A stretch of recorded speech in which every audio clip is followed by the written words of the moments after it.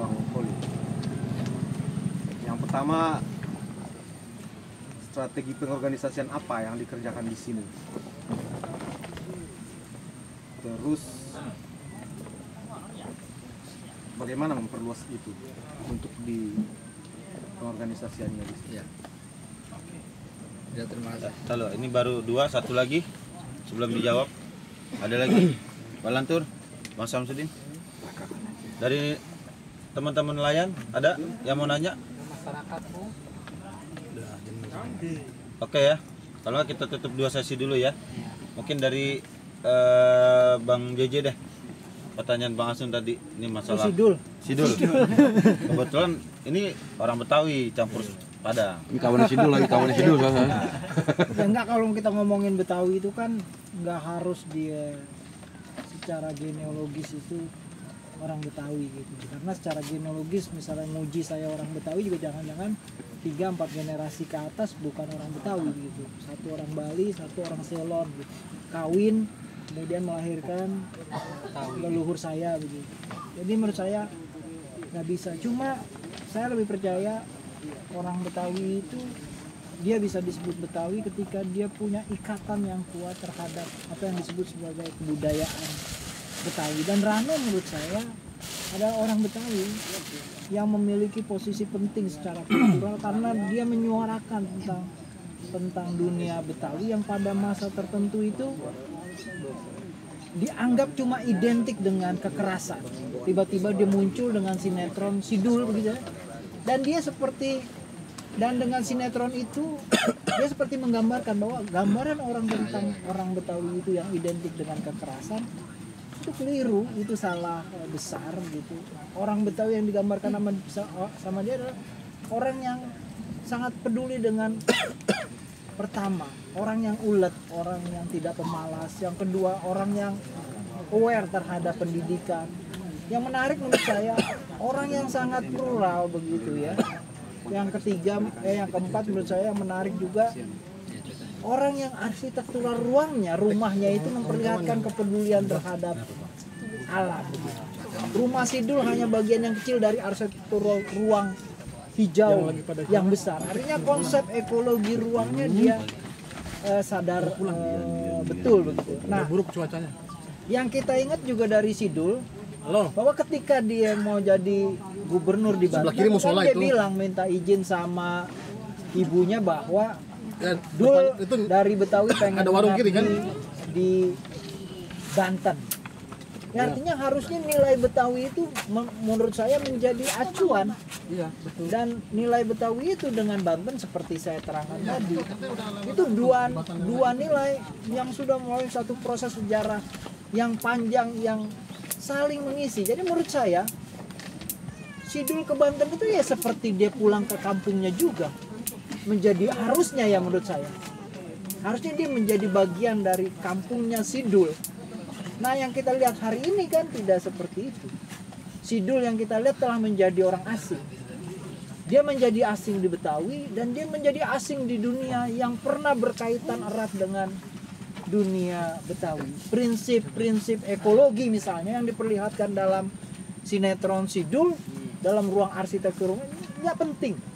Bahwa orang Betawi itu juga mengenal bukan hanya Betawi Tengah, Betawi pinggir, tapi juga ada Betawi pesisir.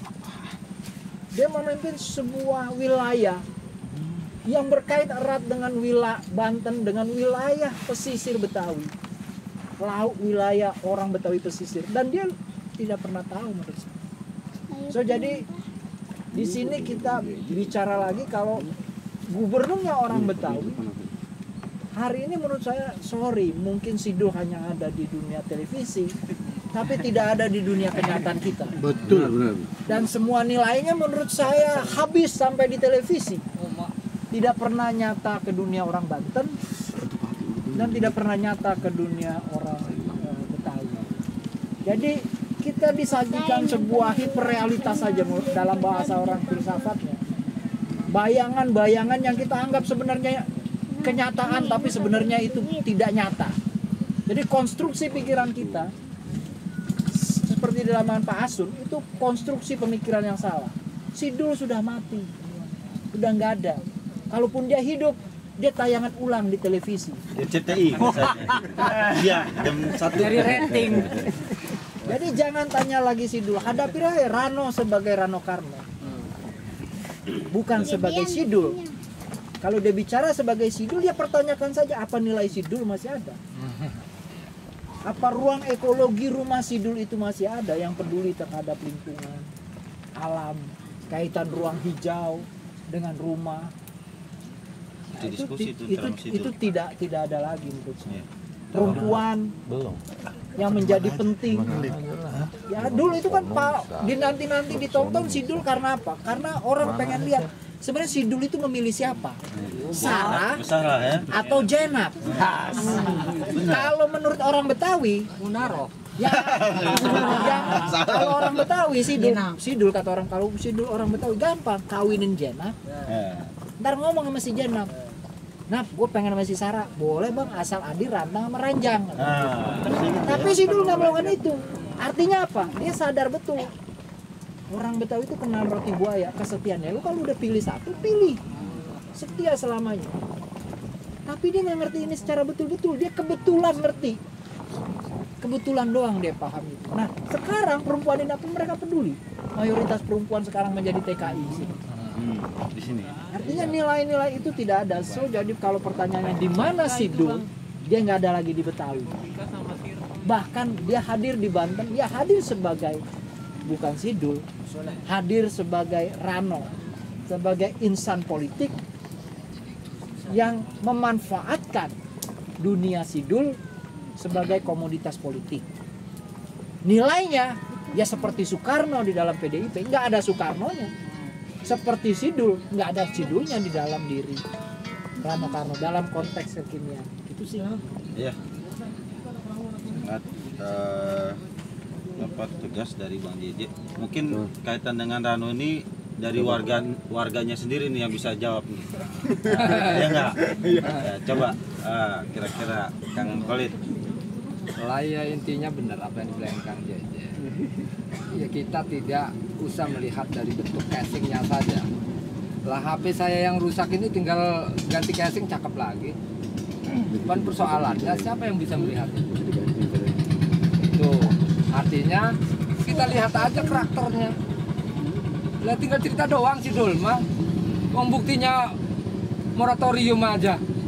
Dari tanggal 21 sampai sekarang masih ada penambangan. Mana Sidulnya?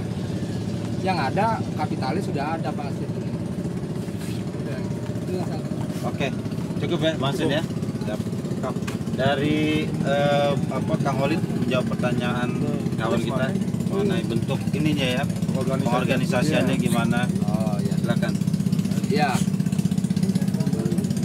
Kebetulan memang saya ini backgroundnya bukan dari akademisi ya. Saya tidak dididik bagaimana cara berorganisasi. Saya nggak tahu awalnya orasi itu apa, demo itu apa nggak ngerti.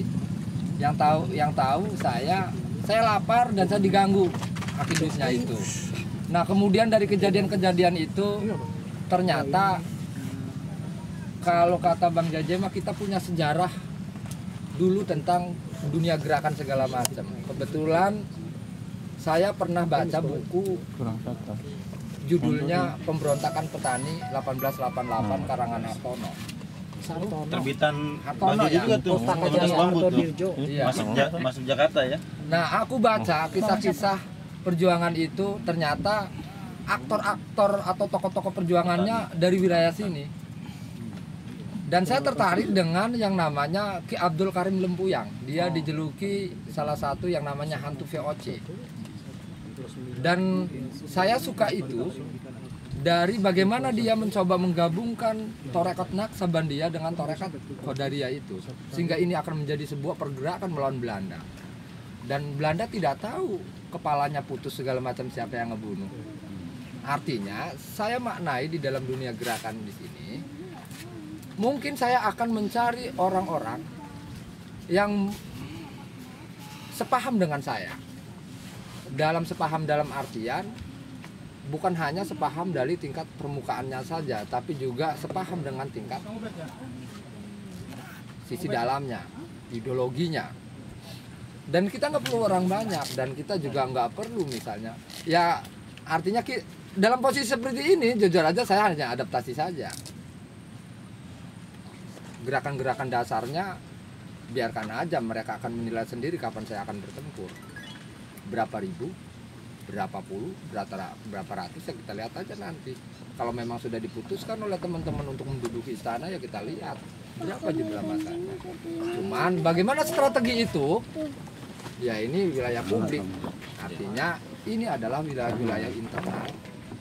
Masa saya harus pukul orang, saya harus bilang bodong lu gua pukul nih. Ya, otomatis menghindar dia kan.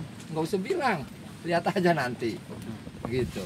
Artinya tetap ada strategi-strategi yang mungkin ini kalau ini mungkin strategi konsolidasi yang sifatnya publikasi gitu, tapi ada wilayah-wilayah strategi yang ini silent sifatnya. Saya lebih senang nggak ada hujan, nggak ada angin, tsunami, udah gitu aja. Tsunami serem. Udah gitu aja. Kita lihat aja nanti kata Bang ini ya. Bang Tigornya Kang Oled siapin untuk tanggal ini sekian. Kata Bang Jaja siapin. Udah. Jalan. Dari mana masanya urusan saya. Iya kan, kelaper, semut kita undang semua kan. Pasukan hewan. Lah ya, satu sisi pasukan manusianya lah, karena semut yang lalu ini dengerin nih saksi nih. Dia juga protes kalau tahu mah. Saya ingat waktu saya diusir oleh Topik Nuriman ketika Topik Nuriman, Holed, bukankah kamu udah saya kasih duit kelama, lo masih demo katanya. Lah saya kaget karena saya nggak ngerasa itu. Bupati, jangan sekali-kali memasukkan duniamu ke duniaku. Biar sehari makan sehari enggak. Saya anti yang gituan. Buktiin sekarang kalau memang benar. Dia nelpon. Yang ditelepon ya nggak kenal siapa. Kemudian saya diusir. Yang bukan orang lontar keluar. Sebelum saya ngomong itu, saya ngomong, Bupati, urusan lingkungan hidup itu bukan urusan orang lontar saja. Urusan lingkungan hidup itu urusan semua makhluk hidup yang ada di muka bumi ini. Semut punya hak untuk bicara, angin punya hak untuk bicara. Kalau pengen tahu kita lihat nanti. Saya tanya Kiai lingkungan hidup itu Pak Anas BPLH. Kiai, ini kan Kiai lingkungan hidup nih BPLH nih. Coba bilangin tuh bupatinya. Nanti kesel-kesel angin suruh masuk ke ketek lu, ntar semper lu kayak gitu. Ya. Sekarang ngapain dia coba? Ayo. Coba tak. Tapi saya stroke. Lagi mana ini? Oh nggak bangun sih. Ya. Lah istrinya kanker darah. Lah itu sebenarnya persoalannya dengan apa-apa yang ia tanam. Angin marah, pasir marah. Kalau pasirnya jadi gula, masuk ke darah, ngomong apa coba? Ini itu bahasa alam itu. Awas, hati-hati makanya. Jadi gerakan itu mah Bang, rahasia, ya. Rahasia. Senyap aja dulu. Kapan kira-kira istana dikepung ini? Lah, Bang Tigor urusannya.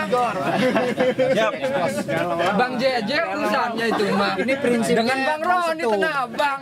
Kampung mengepung kota. Bang Roni silakan kapan tentukan itu mah internal ya. Sorry, idolanya dalam pemberontakan petani Banten itu Haji siapa tadi? Ini Ki Abdul Karim, pamannya Syekh Nawawi itu. Iya, sip. Dia ahli Torakat. Dia kalau Syekh Nawawi perangnya kan Lempuyang. Makanya Kak Kobam beli buku pemberontakan petani Banten. Sebenarnya dapat diskon 30% kalau Bang Jiji bawa. Betul. Lalu bukunya ada ya? Bukunya ada berarti. Kalau Syekh Nawawi kan dia nulis, dia cendekiawannya ya. Kalau Ki Abdul Karim pamannya ini aktivisnya. Golongan putih-putih, jubah putih, wow kayak kilat jalannya juga. Cup. Itu belum keluar tuh yang kayak begitu dari Banten. Iya. Dikit lagi keluar. Jadi yang ngomong istilah pendekar Banten ngebelain Atut segala macam itu mah bukan pendekar Banten tuh mah pendekar Cepon tuh pendekar dapur rames ya lah tuh pendekar Bantennya mah sesungguhnya mah nggak keliat pada saatnya genting tuh baru nongol jadi 10 jadi 20 dan itu nggak hilang sampai sekarang nggak hilang nggak terjaga nggak hilang kebantenan itu. Bang Pitung kalau nongol entang bang. Insya Allah. Bang Ada Sidi Bang nongol, datang. Studinya di Belanda. Condet banyak datu-datu. Keluar juga ada datu-datu. Apa? Sanusi masuk ya kena. Bicara tuh. Siap bersama.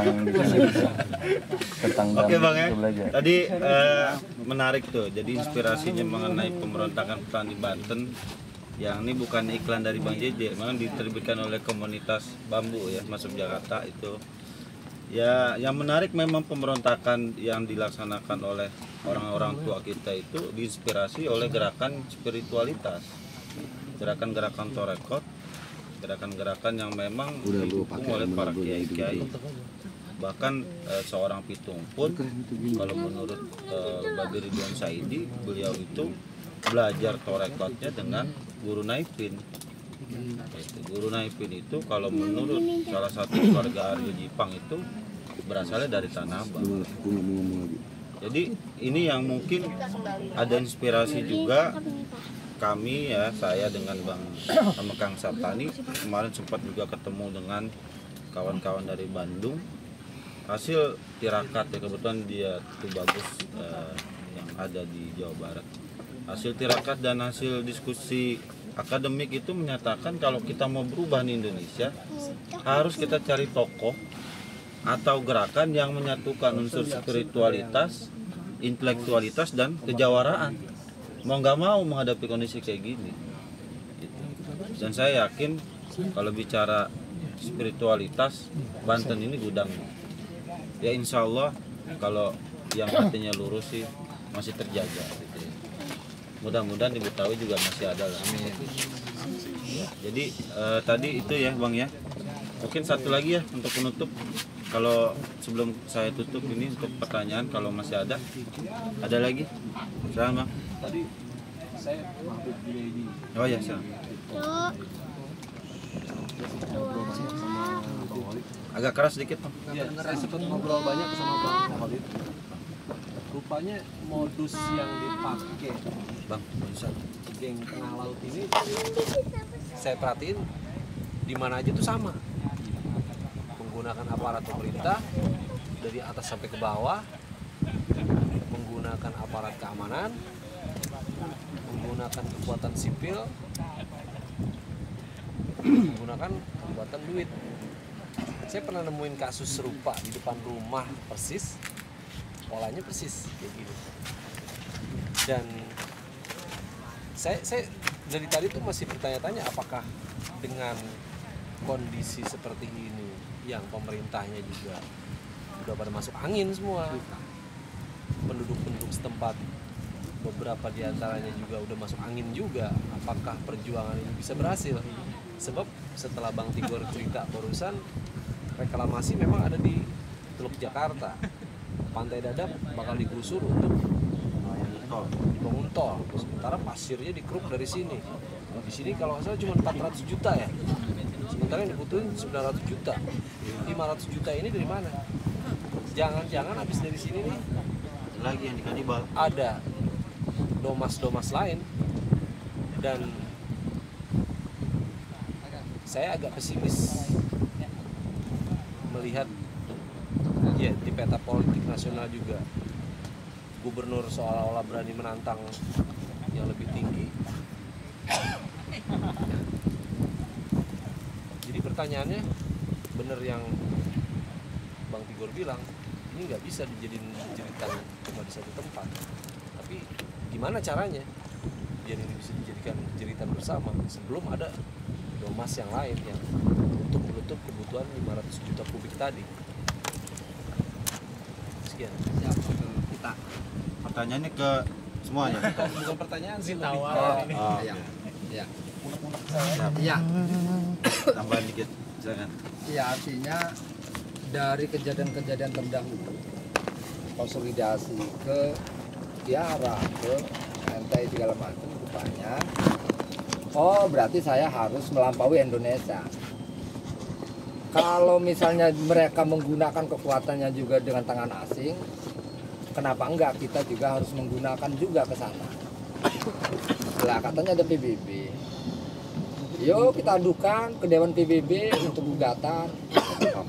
Dewan HAM-nya apa yang melanggar HAM di sini gitu kan, kita angkat ke sana gitu kan. Lah artinya kalau kita sih biasa dididik untuk optimis. Kemudian persoalan hasil atau tidak hasil itu masih ada yang lebih berwenang untuk menentukan. Dan saya yakin Mahasutradara ini akan berpihak ke orang-orang yang tertindas. Amin. Mungkin mau menambahkan ya. Ya. Jadi gini, ada satu penurunan yang pasca reformasi, ada satu penurunan yang tidak kita sadari yang menjadi kekuatan dalam mengkontrol aparat penegak hukum, misalnya TNI Polri, kemudian mengkontrol pengadilan gitu kan, kemudian mengkontrol kekuasaan. Itu ada yang harus kita sadari dari reformasi sampai sekarang ini mengalami penurunan, yaitu masyarakat sipil. Nah,